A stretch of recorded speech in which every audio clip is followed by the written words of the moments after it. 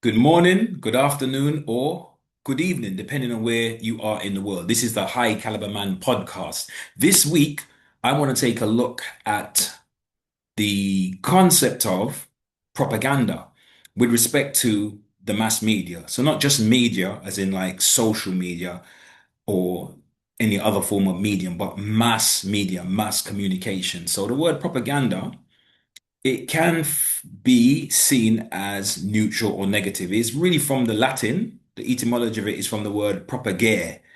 Not like people in East London who do recreational drugs might say propagare. I don't mean like that, but propagare, which means literally to spread or to propagate.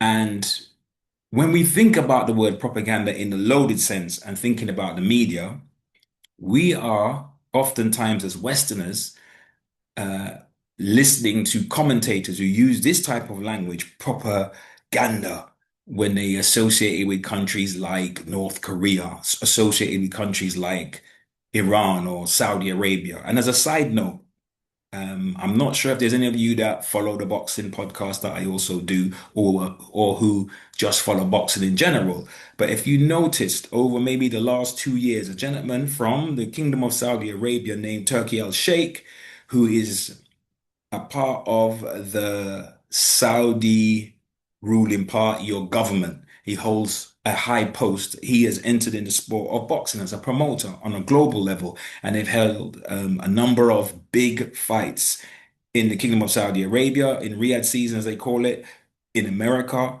involving, for example, Terence Crawford and Madrimov in the UK, Chris Eubanks Jr., and Conor Ben, just to name a few fights. But people like Anthony Joshua's fought on his promotions. Alexander Usyk has fought on his promotions. Tyson Fury has fought on his promotions, and there are others as well. But these have been big fights. And initially, when he entered the scene, um, the word kept coming up in the mass media. One of the words that kept coming up was sports washing. And for those of you who are not familiar with that term, it just basically means that countries that usually have like poor human rights records or like they're associated with a lack of free press, lack of human rights like freedom of association, countries like this, right? Countries with this type of social political setup that Saudi Arabia is been given in the past, has been given that type of image from UK journalists. So there was a level of outrage or disgruntlement within the media and saying that, him being involved, Turkey Al Sheikh, I'm talking about is Turkey Al Sheikh, is that this is a form of sports washing. But they have a saying in America, money talks and BS walks. It's as if his checkbook is extremely large. And over the few years that he's been involved, he's put on such big events. You don't hear journalists, sports journalists, or political analysts, or any other kind of journalists in the mass media really using that phrase. I can't remember the last time I've heard anything related to any event that is under his auspices as like related. The word just doesn't it's like the word doesn't exist anymore. But it just goes to show, um,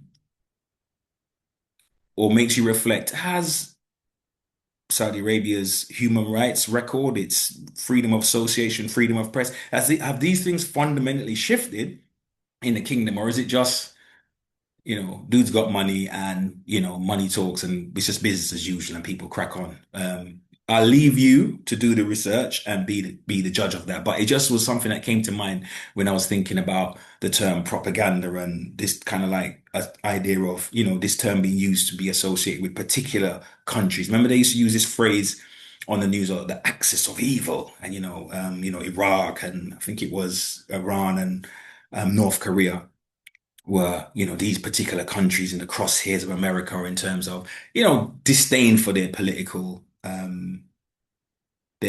regimes and their geopolitical stance. Let's put it that way. But then we have these ideas like a free press, right? Associated with countries like the UK, free press, right? The United States of America, Australia, the countries of the EU, right? Democracies, right? Democratic societies, right? Democratic political societies, right? And the free press is something that is related to where people should be allowed to, like journalists, right? Should be allowed to report on issues without being told what to do by the government. Journalists shouldn't receive negative backlash or be punished if they like doing investigative journalism. And their role is to, like be a kind of a check and a balance against the power of the government. So they're there to, if the government isn't acting correctly, they are there to, the media are there to expose them. In UK political discourse, academically, they refer to the press, as in the mass media, as a fourth estate. So you have three divisions of power official divisions of power in the UK in terms of governance, right? You have the executive, which is a party that's voted in, right? And they're the ones that can make a decision whether the country goes to war or, decide certain policies, right, that can affect the nation nationally, or international policies that can affect the nation. And then you have the legislator, which is the House of Lords, where statutes are passed, like laws are passed. And then the third aspect of the axis of power is the judiciary, right? The House of Lords, the appeal courts, right? In terms of the legal process, is a particular thing legal, or if somebody's going to appeal, it's the highest court in the land that you can appeal to, right? So the judiciary, I shouldn't say the House of Lords, I should say really the judiciary. It's making the judiciary is actual the judges. It's not the House of Lords as in the physical place, but where the judiciary sit, the senior judges, right? They make those decisions, right? And the fourth estate is supposed to be the mass media, the press, right? That investigate and ask difficult questions and challenge politicians, right? And they're supposed to be fair and balanced. They are not supposed to have bias, and like so fair and balance would be indicated by when they're interviewing. If it's a political issue, they give airtime or column space to the views of, right, the two major parties. Or if there's a particular issue like pro-vaccination or anti-vaxxers, like they are supposed to give, the experts on either side a fair crack, right? Their voice, to say their piece, right? And they're not supposed to be biased, right? And frame it in a way where they're trying to control your thinking. I want you to reflect back though, if you can, in the UK, of how things were how the mainstream press, the BBC, the mass media, the main major networks and major newspapers, how they reported the need for people to get vaccinated, and some of the information and the science around, if you take the vaccination once, you won't be able to spread it and you won't be able to catch it. And then it changed to where you need more than one vaccination, or it changed to where you can catch it. All right, you can catch it and you can spread it, but you should take it to make people safer. The point I want to really emphasize is I'm neither pro or anti. I generally do not have a horse in the race. If people feel comfortable and it helps them to sleep better at night and they feel safer by taking it, that's their choice, their freedom of choice, and a medical decision for them to make. And if people feel like, I'm not too sure, what's in this compound and how it's going to affect me long term. So for that reason, I'm not going to take it, and I'm not convinced by the arguments of the official arguments. Then again, I'm cool with that. That's your choice, right? Because we, as an existentialist, we have freedom of choice, and it's like it's a big decision, right? So I'm not making a argument to the left or to the right, pro or anti, because I've heard officials give out what seems like misinformation, and the goalposts changed, and I've also heard the anti-establishment and the conspiracy theorists that came out at a particular time and spoke one bag of stuff, one load of, yeah, stuff is the best word I could say, yeah, that just didn't add up and later transpired to be not accurate. So I'm open, but I just want you to reflect on how that was reported in the mainstream press, and do you think that it was fair and balanced, or was it biased? Now, I want to take a little bit of a deep dive into this idea of free press and let's ask the question, do we think, right, that we have a free press within the UK? and I'm specifically talking about the mass media, right? Now, there's a gentleman called Noam Chomsky. He co-authored a book with a guy called Bernard Herman back in 1988, and the book was called Manufacturing Consent.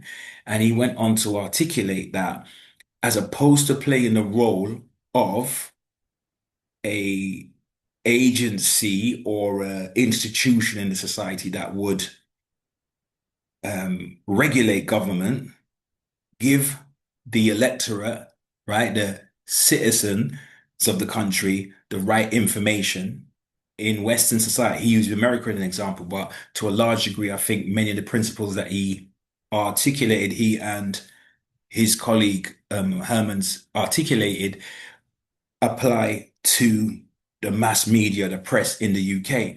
And so he argued that there were, instead of producing more informed, a more informed citizenship, what happened is that the mass media, for the better part, the best part, there's always divergence, right? But for the better part, they would give the stories and the narrative that the government, those in power, the elites would want the electorate to receive. We could think about things historically in the UK. So we can even, for some of you might be too young to remember the miners' strike, but how the BBC reported the miners' strike. The miners' strike was to do with when the unions and the government were in loggerheads, were locked in, and the coal mining industry was quite big in the UK at that time, and the miners got locked in a struggle by way of them picketing, protesting, and going on strike. And it was trying to get more favorable work conditions, in terms of health and safety, in terms of wages, remuneration, et cetera, right?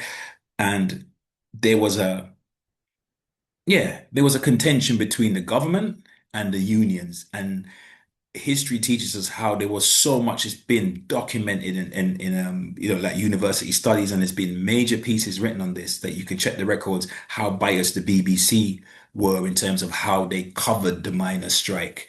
Um, and on top of that, even if you think about it, a free and democratic society and a free press, but you've got an agency, an organization like the BBC who are who find their, I wouldn't say their rights, but their mandate is part of, it's mentioned in the UK Constitution. And contrary to popular belief, the UK does have a constitution. Some people think the UK, I've heard people speaking in public forums and saying that Britain doesn't have a constitution, and that is actually inaccurate. That's not factual.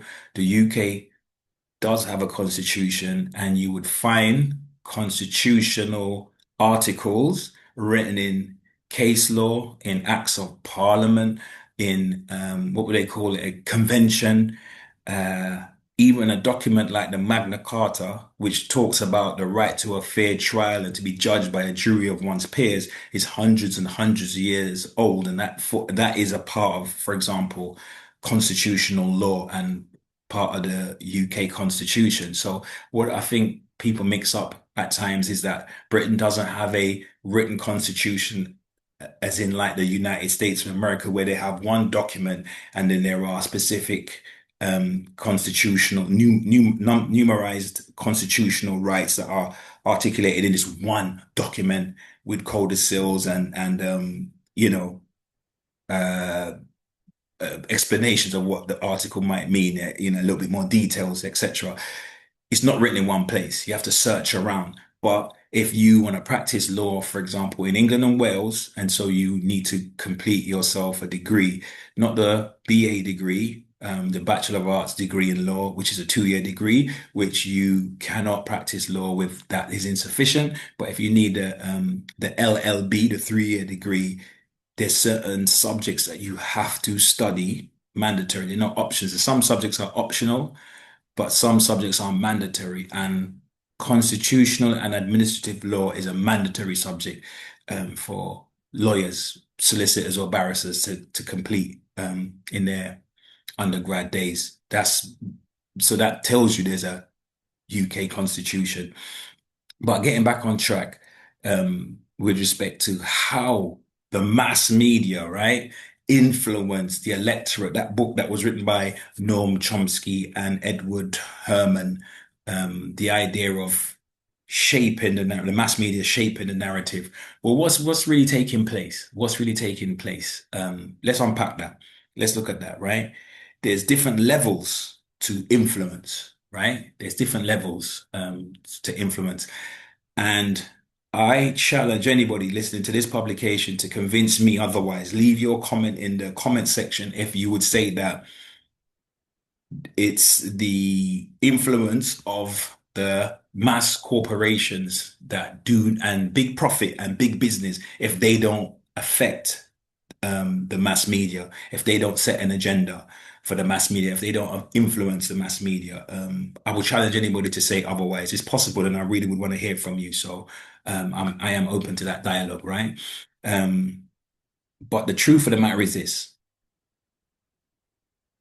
journalism, the product of television, the product of magazine articles, whether newspaper articles where they are supposed to be reporting the news, or whether they're opinion pieces, right, where somebody's giving their own take on a particular thing that's taken place. Um, there is a phenomenal amount of money that it takes to produce this product, and so the consumer is never going to cover that bill. The money comes from advertising. So there's a meeting of two needs that is taking place. The need for information is really a byproduct or somewhere down the line, but the um, mass media organizations, they need money, and they get most of their money from big business, from advertising revenue, right? And from advertising revenue, they're able to sustain and produce a product that people can find affordable to consume, right? But on top of that, the advertiser needs something. The advertiser needs an audience. The media organization has captured the audience, right? And that's why they move, big advertising moves hand in hand. It happens in big sporting events, whether it's boxing, whether it's the NBA. It's not these millions that fighters get. For example, 100 million, Alexander Usyk and Tyson Fury, like one's getting 100 million and one's getting 90 million for a fight.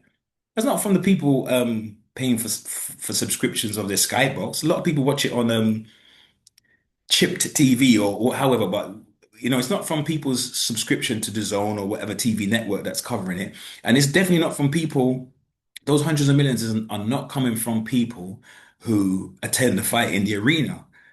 The majority of the money comes from advertising revenue because big business pays so that they can advertise their products or serve, their goods and services, right? So that's the real two bedfellows, right? It's big business, yeah, and mass media. Then at another level, right? There is the journalist that needs to investigate and needs to find out certain information, right? And to disclose that to the public. Now, let's look at it this way, right? The major institutions, the political institutions, right? They can regulate who they give, which journalists, right? They give access to who they grant interviews, who they let into their organizations, who they choose to speak to, right? If you're saying the right thing in a fair and balanced way, yeah, you'll be the one that will be let into the press pool. You'll be the one that will be invited in. If you're the one that answers tricky questions or do very tough, challenging not cross-examination, but you ask very tough and challenging questions, and on top of that, you do investigative journalism, which exposes certain things which was not supposed to come to light by those in power, the likelihood of you being excommunicated, for want of a better term, is very, very high, right? And they have other journalists on site or other quote unquote experts to discredit your knowledge, right? To discredit your character and your findings, right? So this is something that we have to take into consideration.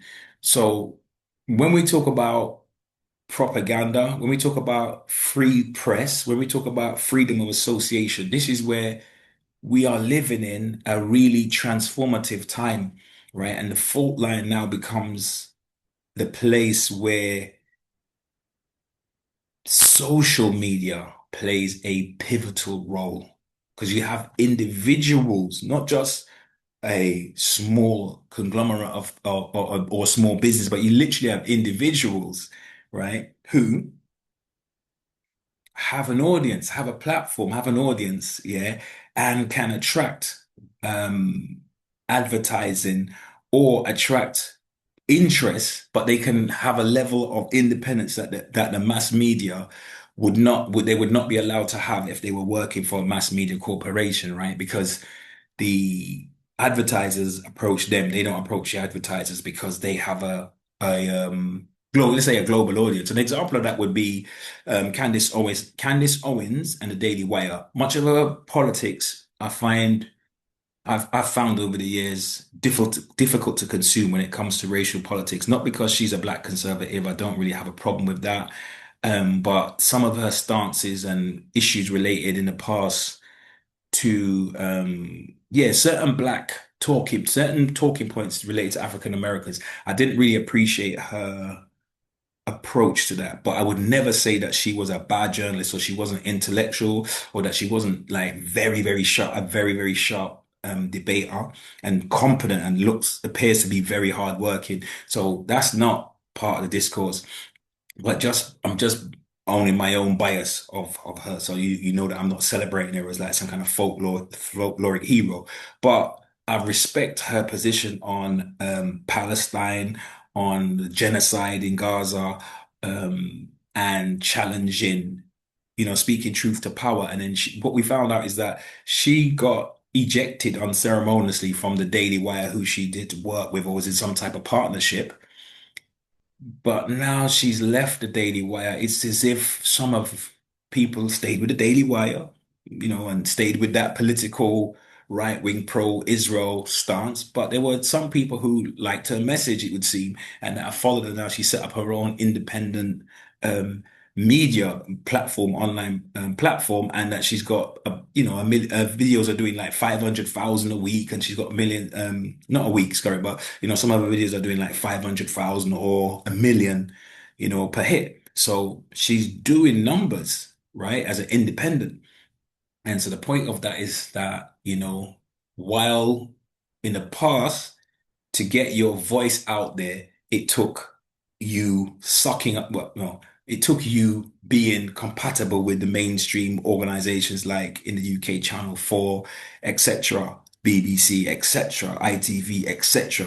But now you have individuals born in the UK, some are black, some are white, some are women, some are men, some are mature in age, some of them are young people. But what brings them, or what the commonalities is that they have their own independent platform on social media with millions of followers and bringing their own message. So I think it's just something to reflect on when we consume social media and then we support or we share because we don't know what um, we're being a part of in just literally consuming and just sharing, passing on if we think this message is relevant. And so just something to bear in mind is that we live in an information age or the misinformation age, depending on how you see it. But yeah, just wanted to drop a little bit of food for thought about the idea of propaganda, the idea of the countries that we and societies that we associate with a lack of free press, and that those of us in very fortunate living circumstances in, economically developed countries, right, and democracies with, a certain level of comfortability and law and order that maybe some other countries don't enjoy. But that isn't to be lulled to sleep by the idea of it's all fair. We know many of us analyze the system and know it's not quite what we're being told. Um, and we should keep our eyes open, as they say. So remember to like, to share, subscribe, and I hope to see you next time for another installment of the High Caliber Man podcast. Peace.